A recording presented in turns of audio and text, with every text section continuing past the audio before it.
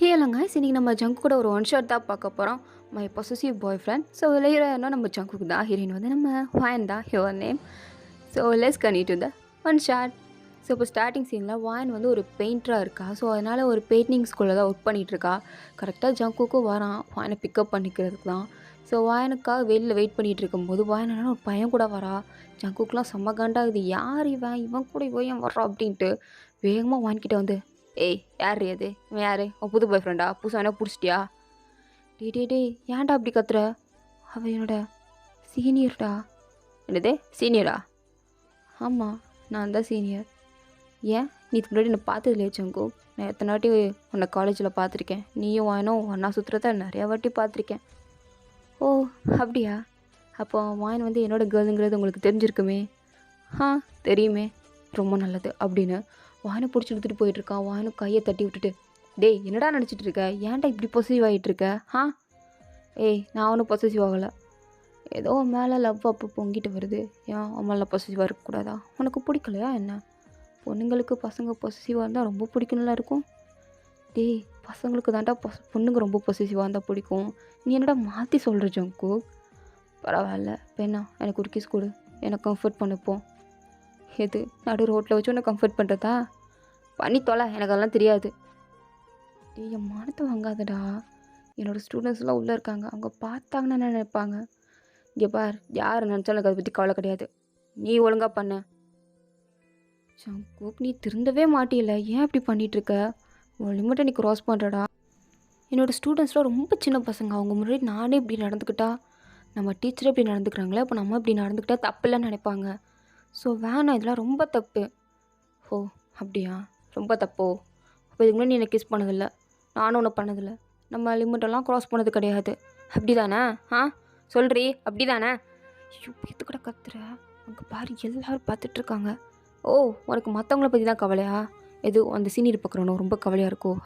ரொம்ப கவலையாக இருக்கல, சரி நீ அவன் கூட வீட்டுக்கு வா, நான் போய்க்கிறேன் அப்படின்னு ஜங்கு அங்கேயே வாயினை விட்டுட்டு அப்படியே கார் எடுத்துகிட்டு போயிட்டான். வாயனுக்கா பைத்தியம் பிடிக்கிற மாதிரி இருக்குது. எப்பட்றா இவனை சமாதானப்படுத்துன்னு தெரியாமல் நின்றுட்டு இருக்கும்போது போனக்கா திருப்பி வருது.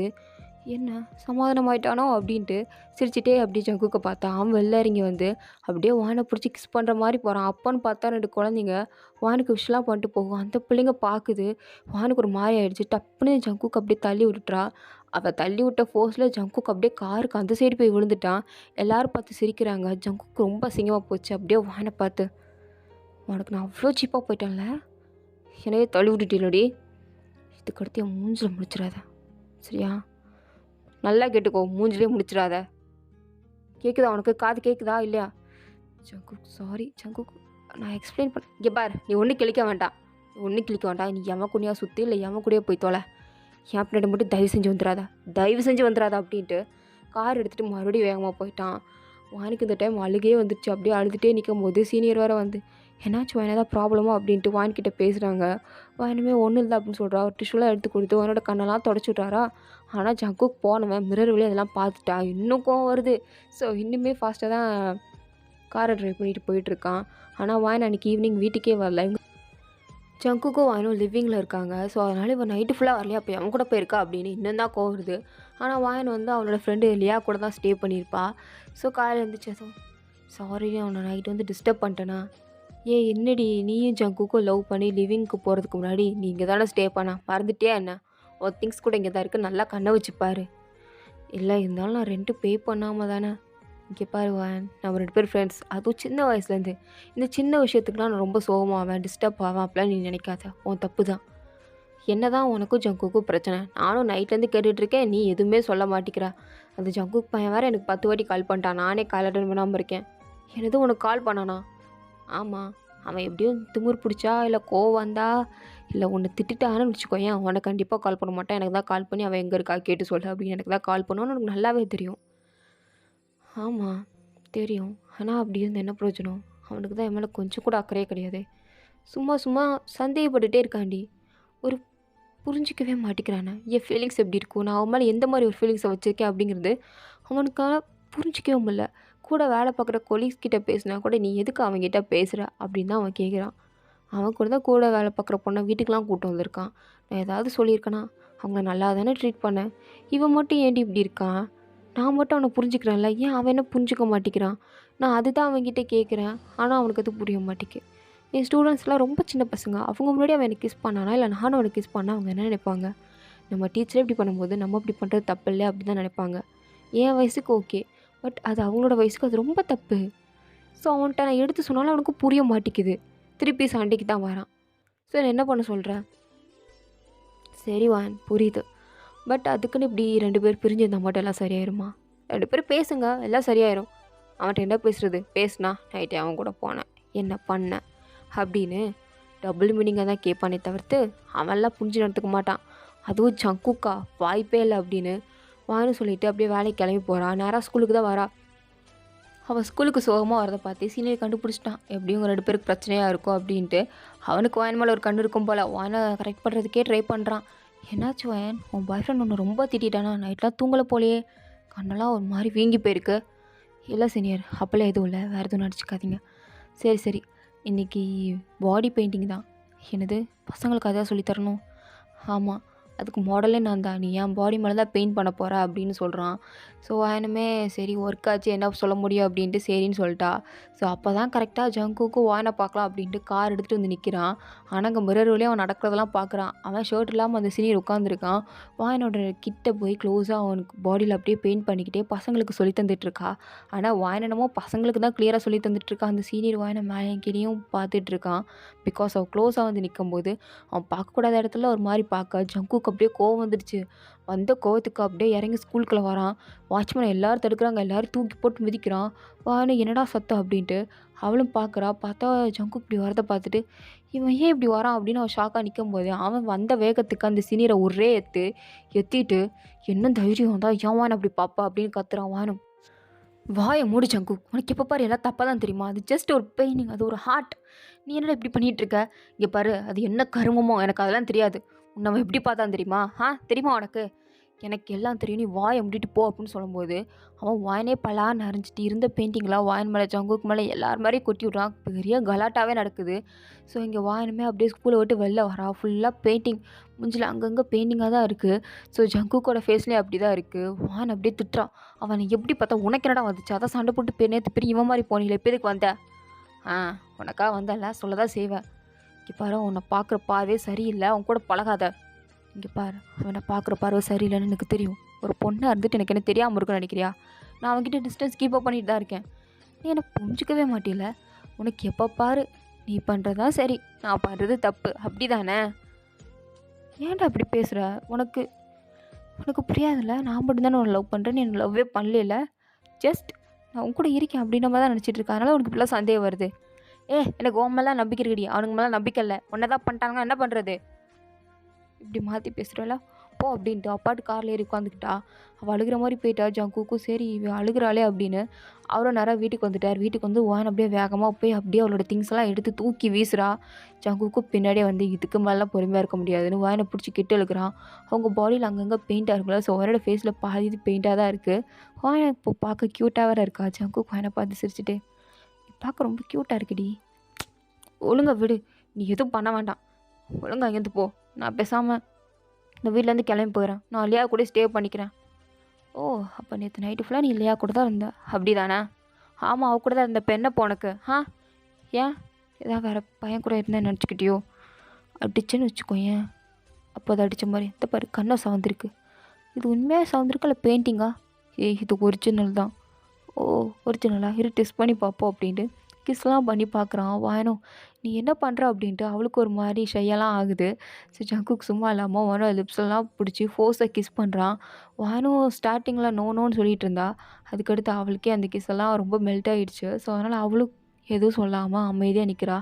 ஜங்குக்கும் அப்படியே கிஸ் பண்ணிவிட்டு அப்படியே அவரோட ட்ரெஸ்ஸெல்லாம் ரிமூவ் பண்ணி போட்டுட்டு அதெல்லாம் ரொம்ப பெயிண்டிங்காக இருக்குல்ல, ஸோ அதான் அதை ரிமூவ் பண்ணிவிட்டு போட்டேன். ஓ, அது ரொம்ப பெயிண்டிங்காக இருக்குது. அப்போ உன் ஷர்ட் எப்படி இருக்குது? அதுவும் பெயிண்டிங்காக தானே இருக்குது. ஏன்டி வாயால் சொல்கிற? வேணா ரிமூவ் பண்ணு. நான்லாம் பண்ணலப்பா அப்படின்னு வாயை திரும்பி படுத்துட்டா. ஸோ ஜங்குக்கும் அவனோட ஷர்ட்டு ட்ரெஸ் எல்லாம் ரிமூவ் பண்ணிவிட்டு வாயனை பிடிச்சி இழுக்கிறான். வாயனும் இப்போ நீ என்கிட்ட வந்தேன்னு வச்சுக்கோ, ஓங்கி ஒரே ஒரு மிதி தான் மிதிப்பேன். ஒழுங்கு அங்கேருந்து போ, நான் குளிக்கணும், என் மேலாம் பெயிண்டிங்காக இருக்குது. சரி அப்போ 2 பேரும் சேர்ந்து குளிக்கலாம். அதெல்லாம் முடியாது. அப்போ 2 பேரும் மேட்ரை முடிச்சுட்டு சேர்ந்து குளிக்கலாம் அப்படின்னு அப்படியே பெட்ஷீட் எடுத்து போத்திக்கிறான். வானு, நீ ரொம்ப ஓவரா பண்ணுறடா, எல்லாத்தையும் ஊது போடுற, பேசாமல் இங்கேருந்து போ. இங்கே பாரு, ஏதோ ஃபஸ்ட் டைம் நடக்கிற மாதிரி சீன் போடாத.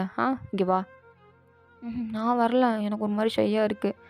நீ ஏன் தான் ஷையாகாமல் இருக்கியோ வான் அப்படின்ட்டு வான் அப்படியே கட்டி பிடிச்சி அப்படியே கிஸ் பண்ணுறான். ஸோ கிஸ் பண்ணிவிட்டு அந்த நைட் ஃபுல்லாக அவங்க ஸ்பெண்ட் பண்ணுறாங்க. ஸோ மார்னிங் எழுந்தது வான் அப்படியே கண்ணாடியில் பார்க்குறா. இன்னுமே பெயிண்டிங்காக தான் இருக்குது.